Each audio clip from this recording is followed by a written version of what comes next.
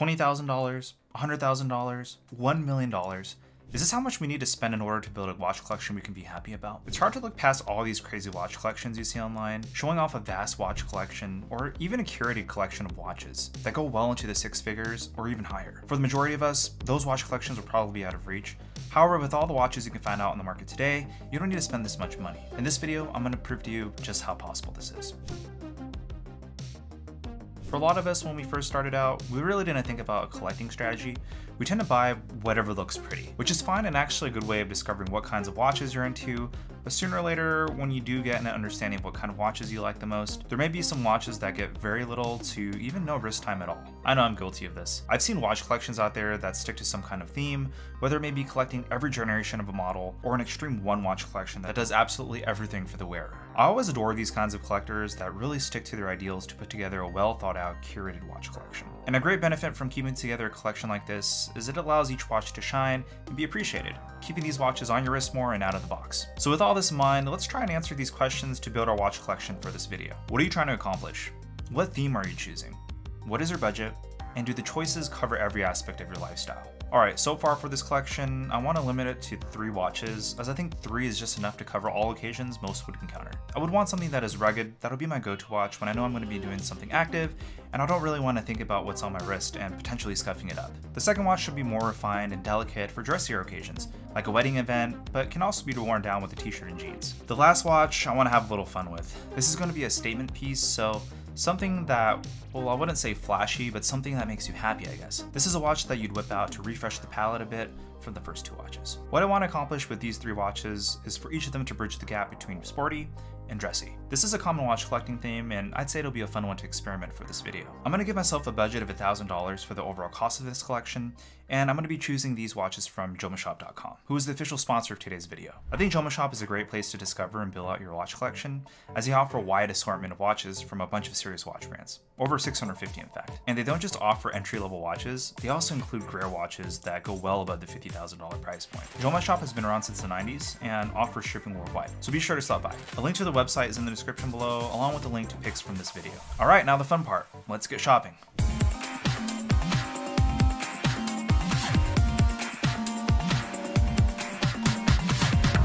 This was a lot more challenging than I thought it would be. Not because of the price point of keeping this collection under $1,000, but because of how many great watches Jomashop has on their website. I could have picked more than 3 watches for this collection, but to maximize our budget, I narrowed down the selection to just these 3 watches. The Orient Defender 2, the Tissot PRX Powermatic 80, and the Bulova Lunar Pilot. I really think these 3 watches can cover all occasions, and may even be the only 3 watches you will need if you have a one and done collection kind of mindset. So let's take a closer look at each of these watches.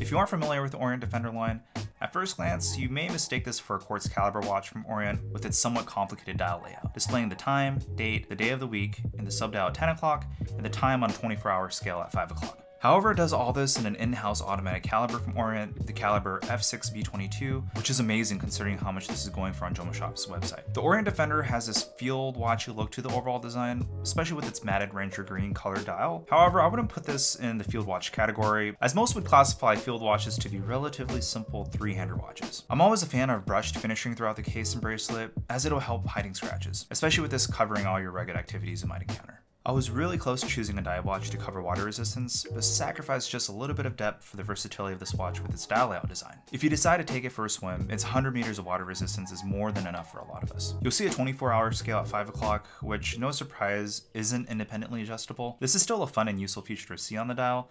However, for instance, if your line of work relies on military time, or if you work long hours in a building with no windows. I remember when Tissot first released this watch, and ever since then, it has always been on everyone's top list of entry-level Swiss watches, and for good reason. You're getting a proper Swiss-made watch with a classic design from Tissot of the 70s. The integrated bracelet really ties everything really well, and while a lot of people may think this limits the options to swap out straps, the integrated bracelet design is what really makes this watch special. A huge bonus and something that really makes this watch stand out from all the other watches in this price range is the automatic movement that it's fitted to. As said on the dial, the PRX is rocking Tissot's Powermatic 80 caliber, which is an automatic movement with 80 hours of power reserve. Now that's impressive. If this is a watch you're primarily going to be wearing, there really wouldn't be any need for such a high power reserve. But because this watch will be within a 3-watch collection, you could theoretically wear 1 watch a day, and by the time you cycle back to wearing your PRX, it would still be running. Now the PRX design aesthetic is interesting because really, This was originally designed as a sports watch, but it really bridges the gap between a sport and dress watch. A sporty dress watch? Its design is strong and bold with its sharp angular details, yet simple as a time and date watch to be worn for more formal occasions. If you're a fan of integrated bracelet designs like the Patek Nautilus and AP Royal Oak, this definitely holds its own, being an original design from Tissot of the 70s. There are high polish bits on the chamfers and bezel, which I think is a nice touch to break up the brushing details seen throughout the watch. Overall, just a great looking watch, and truly one of those watches that can do it all for any type of occasion. Now, the final watch I chose as the statement piece for this collection is the Bulova Lunar Pilot. This specific Lunar Pilot is under Bulova's Archive series, which is the brand's reimagination of their most nostalgic models, infused with modern elements. If you weren't already familiar with the original Lunar Pilot, this is basically Bulova's own moon watch, making history in 1971 when Bulova produced a chronograph designed for lunar conditions, and worn during the Apollo 15 mission. Many people, including some non-watch enthusiasts, all know Omega's role with their Speedmaster during the moon exploration. However, it seems throughout the years that the Speedmaster overshadowed this relatively unknown watch from Bulova, and for good reason, as the original Lunar Pilot was only produced as a prototype. The modern interpretation of the Lunar Pilot is as close as we can get to the original with its proportions, dial layout, and the iconic butterfly pushers, which is my favorite element on this watch. While the original Lunar Pilot housed a mechanical Valjoux movement, this one uses a quartz caliber, but not just any old quartz movement, it's Bulova's own high-performance quartz technology with a 262 kHz frequency, which is a very high frequency for a quartz watch. With this watch's historical significance and close to one-to-one proportions and design details to the original, this is a really hard watch to beat,